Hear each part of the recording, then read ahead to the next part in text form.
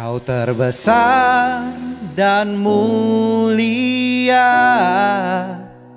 ajaib semua perbuatanmu. Come on, sing it out. Kau terbesar dan mulia, biarlah semua memujimu. Mari setiap kita yang memuji, memuliakan Tuhan, bersama-sama kita naikkan sorak-sorai terbaik bagi Allah kita. Haleluya.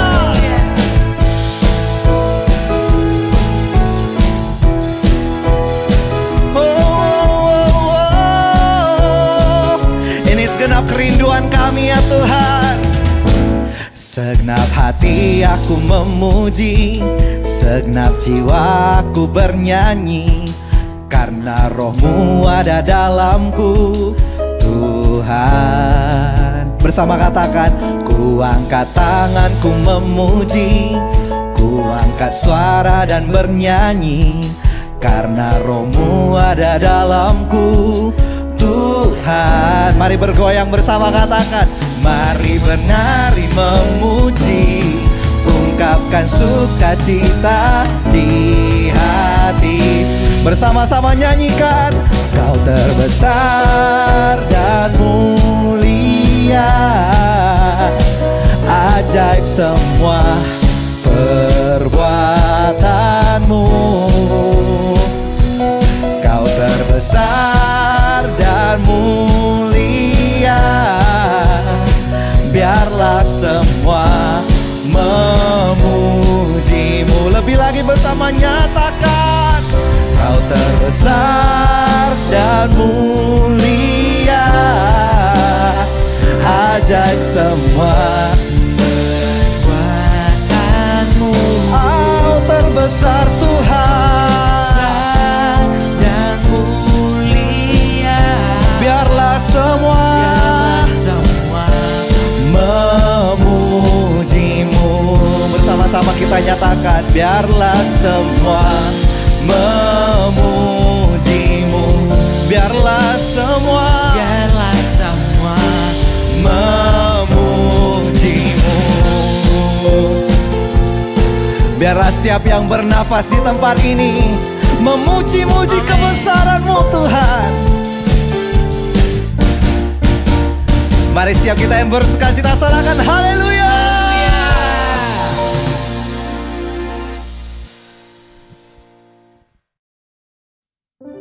Habakuk 3 ayat 1-3. Doa Nabi Habakuk menurut nada ratapan. Tuhan, telah kudengar kabar tentang Engkau dan pekerjaan-Mu ya Tuhan. Kutakuti. Hidupkanlah itu dalam lintasan tahun.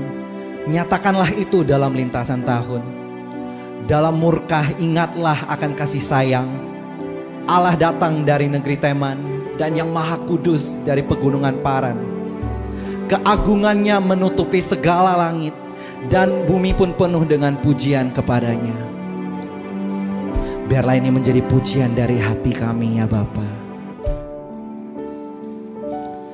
Kau sungguh indah tiada taranya, sungguh menakjubkan,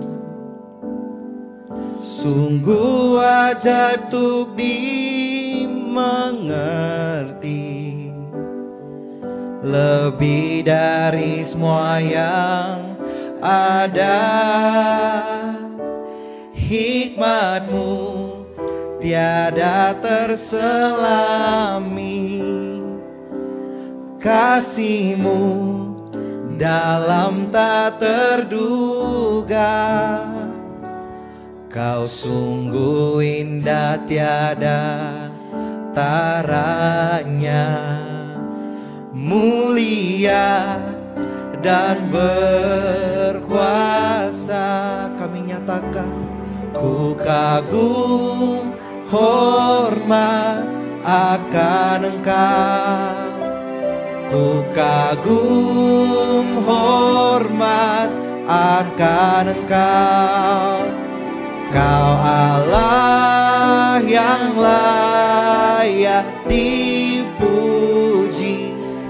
ku kagum akan Engkau. Ini pujian dari hati kami mau nyatakan Kau sungguh indah tiada taranya, sungguh menakjubkan, sungguh ajaib untuk dimengerti, lebih dari semua yang ada. Hikmat-Mu Tuhan tiada terselami, kasih-Mu dalam tak terduga. Kau sungguh indah tiada taranya, Kau mulia dan berkuasa. Kami kagum hormat akan Engkau. Ku kagum hormat akan Engkau. Kau Allah yang layak dipuji. Ku kagum akan Engkau. Mari lebih sungguh lagi dengan segenap hati kita nyatakan kagum hormat akan Engkau. We stand in awe of You Lord. Hormat akan Engkau. Kau Allah yang layak dipuji. Ku kagum akan Engkau. Ku kagum akan Engkau. Kami kagum akan Engkau.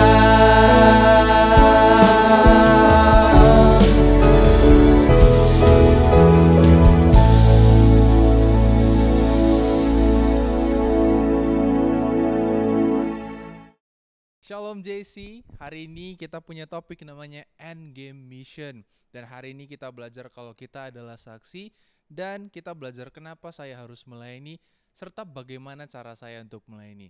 Namun sebelum kita bahas firman Tuhan hari ini, mari kita berdoa. Tuhan Yesus, kami mengucap syukur buat kasih Tuhan, buat kemurahan Tuhan, buat hidup kami. Sampai saat ini kami ada itu pun karena kasih kemurahan Tuhan. Saat ini kami mau belajar Tuhan. Kiranya Tuhan Allah berikan setiap kami yang mengikuti ibadah ini hikmat dan Roh Kudus, supaya kami tidak salah mengerti apa yang Tuhan mau dalam kehidupan kami. Terima kasih Tuhan Yesus. Biarlah pujian, penyembahan, hormat, kemuliaan bagi nama Tuhan Yesus saja. Dalam nama Tuhan Yesus kami berdoa dan kami mengucap syukur. Amin. Nah teman-teman, seperti kakak tadi sudah sampaikan sebelumnya, hari ini kita belajar mengenai kalau saya dan kamu adalah saksi. Kemudian kita belajar kenapa saya perlu melayani. Dan yang terakhir, bagaimana saya melayani. Nah, dalam suatu momen di antara kebangkitan Tuhan Yesus sampai sebelum Ia naik kembali ke surga mempersiapkan tempat bagi kita, Tuhan berbicara kepada 11 muridnya tentang satu tugas. Dan tugas itu sampai ke kita juga saat ini. Jadi bukan hanya untuk 11 orang itu, tapi sampai ke kita juga. Dan tugas itu sangat terkenal, kita sering sebutnya dengan nama tugas agung atau amanat agung. Bahasa Inggrisnya The Great Commission. Nah, coba kita baca ya. Di amanat agung ada tertulis dalam Matius 28 ayat, kalau lengkapnya dari 18 sampai dengan 20. Nah, ayo kita baca dari ayat 18. Yesus mendekati mereka dan berkata, "Kepadaku telah diberikan segala kuasa di sorga dan di bumi." Nah, ini paling banyak orang kutip nih. "Karena itu, pergilah, jadikanlah semua bangsa muridku dan baptislah mereka dalam nama Bapa dan Anak dan Roh Kudus. Dan ajarlah mereka melakukan segala sesuatu yang telah kuperintahkan kepadamu. Dan ketahuilah, aku menyertai kamu senantiasa sampai kepada akhir zaman." Nah, jadi kalau kita breakdown nih ya, ayat yang ke-19 sampai dengan 20. Tuhan bilang kepada 11 muridnya, "Kak, kenapa tidak 12? Kok 11? Biasanya kita bahasnya kan 12 murid Yesus ya kan, bukan 11. Nah, teman-teman perlu tahu ya, Ini momennya adalah setelah Tuhan Yesus bangkit. Jadi ada seorang murid yang kita kenal dengan namanya Yudas, dan dia mengakhiri hidupnya di saat itu. Jadi saat ini formasinya nih kan, kalau kita sebutnya formasi kalau sepak bola, ada 11 orang. Nah, untuk ke-11 orang itu Tuhan Yesus kasih satu tugas. Pergilah, jadikan semua bangsa muridku, dan ketiga, baptislah mereka dalam nama Bapa dan Anak dan Roh Kudus. Dan yang terakhir ini yang ketiga ya, dan ajarlah mereka melakukan segala sesuatu yang telah kuperintahkan kepadamu. Dan ketahuilah aku, yaitu Yesus sendiri, menyertai kamu senantiasa sampai kepada akhir zaman. Nah, coba kita pikirkan. Kak, kalau itu kan Matius 28 ayat 19 sampai dengan 20, itu kan Tuhan Yesus ngomongnya sama ke para murid-muridnya, bukan sama kita, Kak. Kan gak ada dibilang Tuhan Yesus datangin kita terus bilang kamu harus pergi jadikan semua bangsa muridku, baptis mereka dan ajari mereka apa yang telah kuperbuat, apa yang telah kuperintahkan kepadamu. Itu kan untuk mereka, Kak, bukan untuk saya. Nah, oke. Kalau teman-teman punya berpikiran seperti itu, ayo kita baca di Lukas 24 ayat 46 sampai dengan 49. Nah, Lukas 24 ayat 46 sampai dengan 49. Kakak bacakan nih. Katanya kepada mereka, N-nya huruf kapital ya, berarti Yesus yang berbicara kepada para murid-muridnya. Ada tertulis demikian, Mesias harus menderita dan bangkit dari antara orang mati pada hari yang ketiga. Dan lagi, dalam namanya, berita tentang pertobatan dan pengampunan dosa harus disampaikan kepada segala bangsa, mulai dari Yerusalem. Ayat yang 48. Kamu adalah saksi dari semuanya ini, dan aku akan mengirim kepadamu apa yang dijanjikan Bapakku, yaitu Roh Kudus. Tetapi kamu harus tinggal dalam kota ini sampai kamu diperlengkapi dengan kekuasaan dari tempat tinggi, yaitu Roh Kudus ya. Stay dulu di sini sampai Tuhan kasih kita kekuatan, Tuhan kasih kita yang dijanjikan oleh Tuhan itu, baru kita ke tempat lain gitu ya kalau pada saat itu. Nah, tadi kita bahas, Kak, itu kan dibicarakan kepada orang-orang yang saat itu Yesus sedang berbicara, bukan untuk kita. Kenapa Kakak sebut kita sebagai saksi juga? Nah, teman-teman, apa sih arti dari saksi Kristus? Kita sering dibilang kamu harus jadi saksi Kristus atau kamu adalah saksi Kristus. Sebenarnya arti dari saksi Kristus itu apa? Nah, kalau kamu bingung, ayo kita belajar. Saksi Kristus artinya adalah orang yang sudah mengenal dan mengalami, atau dibalikin ya, mengalami dan mengenal. Kalau tidak ada salah satu ini berarti tidak bisa dibilang saksi. The witness. Kalau NET ya, versi NET New English Translation-nya ayat 48 bilang gini, you are witnesses of these things. Kamu adalah saksi, udah pernah menyaksikan. Jadi orang yang disebut sebagai saksi, orang sudah mengalami dan mengenal. Nah, sekarang coba kita tanya, apakah kamu sudah mengalami Yesus dan mengenal Yesus? Kita kemarin Jumat Agung, ya sudah memperingatinya ya. Itu satu hari atau satu momen di mana Tuhan sebagai manusia, sebagai manusianya dia mati menebus dosa kita. Semua kita ditebus oleh satu korban yang mulia, korban yang luar biasa, Yesus sendiri. Kalau kamu sudah mengalami penebusan itu, artinya kamu sudah mengalami. Setiap minggu kamu ibadah, kita setiap minggu duduk di gereja, 20 menit, 30 menit, 40 menit belajar yang namanya pribadi Yesus. Kamu sudah diperkenalkan dengan Yesus. Bahkan dalam penyembahannya sendiri kita bilang apa? Kau ku sembah, Yesus yang kita sembah. Berarti kita mengenal Allah yang kita sembah, yaitu Yesus sendiri. Jadi safe kalau kita bilang kalau saya dan kamu adalah saksi. Oke? Nah, balik lagi. Yaudah Kak, saya disebut sebagai seorang saksi Kristus. Terus maunya apa sih Kak? Kenapa saya harus melayani? Tadi Kakak bilang topiknya di awal. Nah teman-teman, lihat nih, Lukas 24 ayat 48 bilang tadi gini, kamu adalah saksi dari semuanya ini. Dan apa yang Tuhan Yesus sampaikan kepada saksi-saksi ini, orang yang mengalami dan mengenal ini, amanat agung tadi. Matius 28 ayat 20 tadi bilang apa? Ayat 19 teman-teman. Karena itu, pergilah, jadikanlah semua bangsa muridku dan baptislah mereka dalam nama Bapa dan Anak dan Roh Kudus, dan ajarlah mereka melakukan segala sesuatu yang telah kuperintahkan kepadamu. Dan ketahuilah, aku menyertai kamu senantiasa sampai kepada akhir zaman.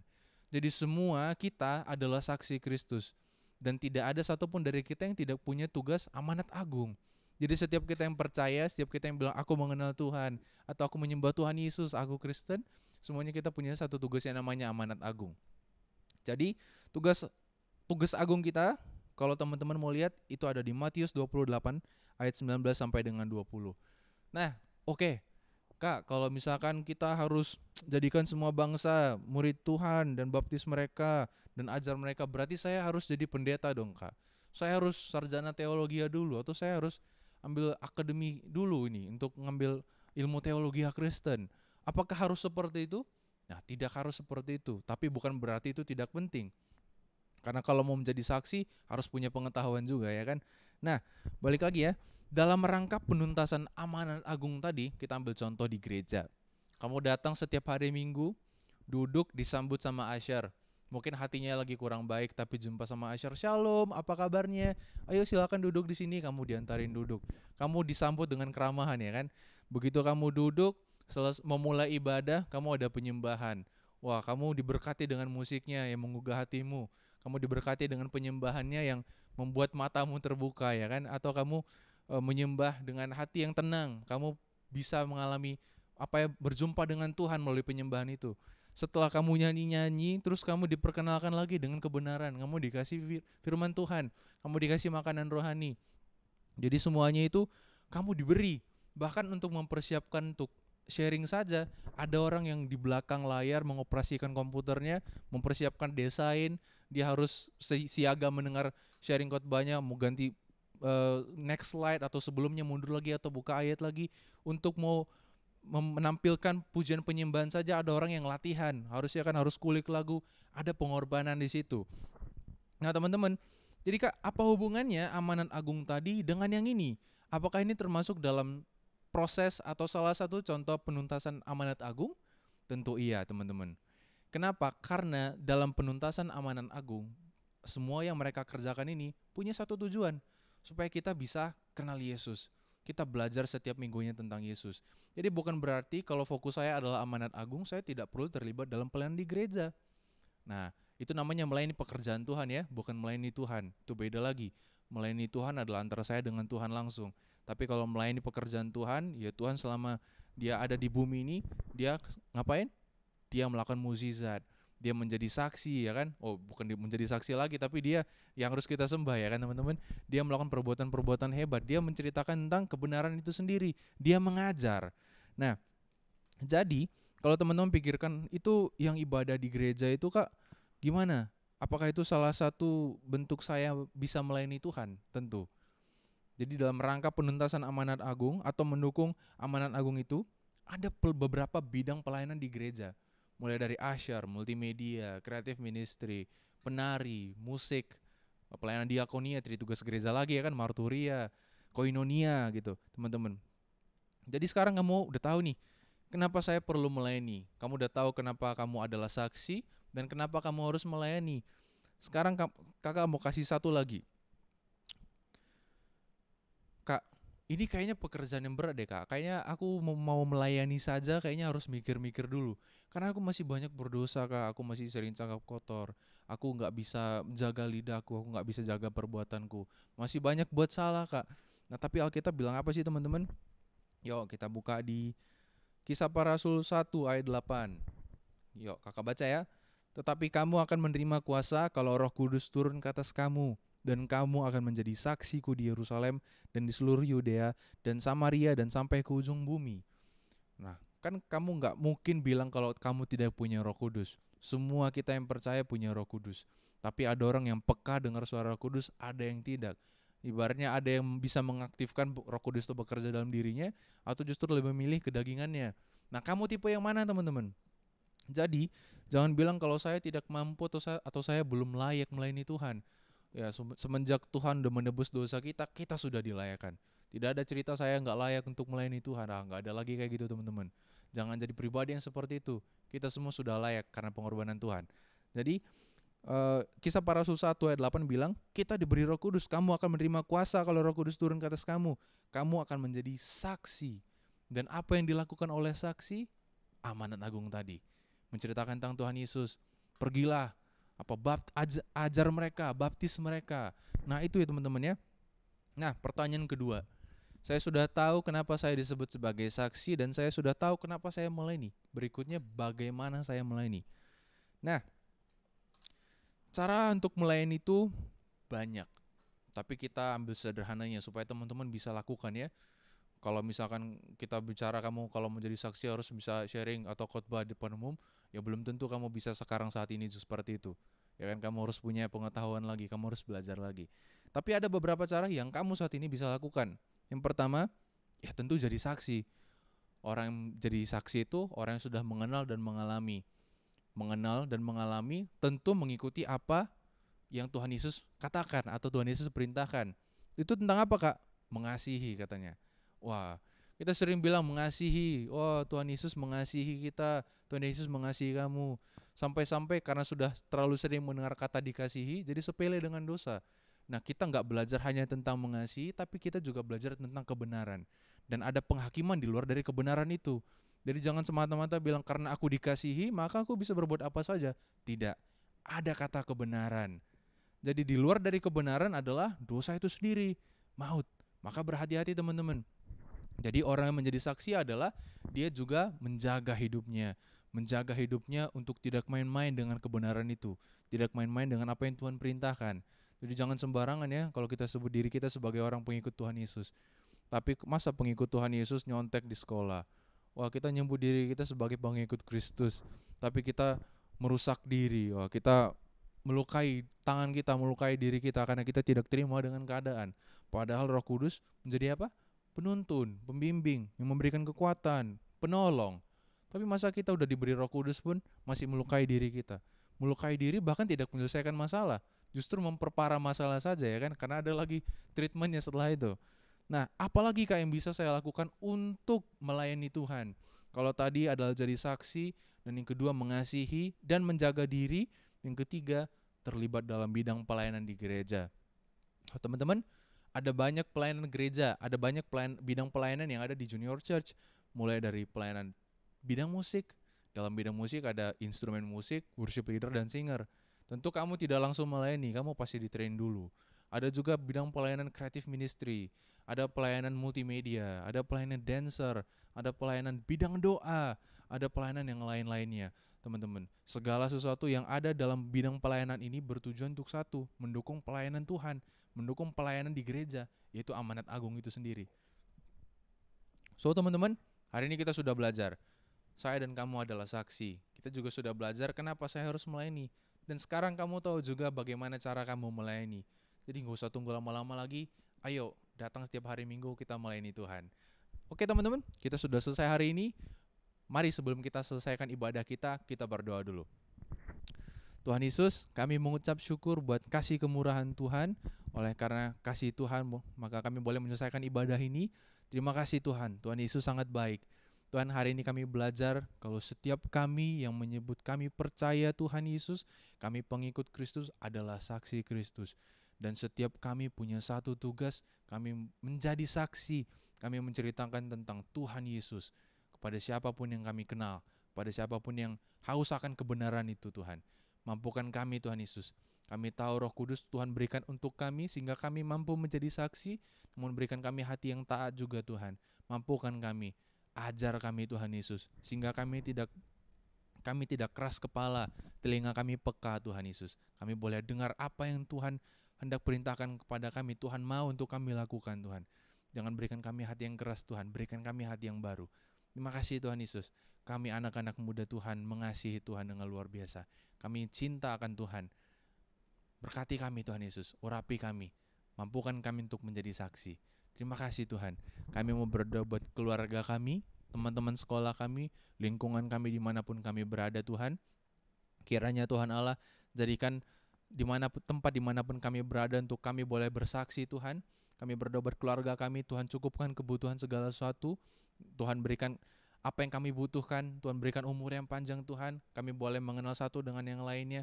Dan kami boleh mengenal Tuhan dalam keluarga kami. Kami berdoa buat teman-teman kami Tuhan. Mungkin banyak teman-teman kami yang tidak bisa menjaga lidahnya, tidak bisa menjaga dirinya Tuhan. Kiranya Tuhan perlengkapi kami. Kami tahu kalau Tuhan utus kami melakukan sesuatu, Tuhan pasti perlengkapi. Tuhan tidak pernah tinggalkan kami. Mampukan kami menjadi saksi di antara teman-teman kami juga Tuhan. Terima kasih Tuhan. Mari teman-teman kita berdoa buat kota Yerusalem. Shalom Yerusalem, diberkatilah tembok-tembokmu, diberkatilah puri-purimu, damai sejahtera dan sentosa ada atasmu. Mari teman-teman, sebelum kita mengakhiri ibadah ini, kita tetap arahkan wajah kita menghadap Tuhan dan kita mau menerima berkat. Terimalah berkat rahmat dari Allah Bapa, cinta kasih yang sempurna melalui Tuhan Yesus Kristus, serta pengajaran penghiburan melalui Roh Kudus yang menyertai kamu mulai dari hari ini sampai selama-lamanya. Mari teman-teman yang sudah siap untuk beribadah, bersama-sama kita katakan, amin. Oke, saksi-saksi Kristus, kita sudah selesai hari ini. Sampai jumpa minggu depan. Tuhan Yesus memberkati. Shalom.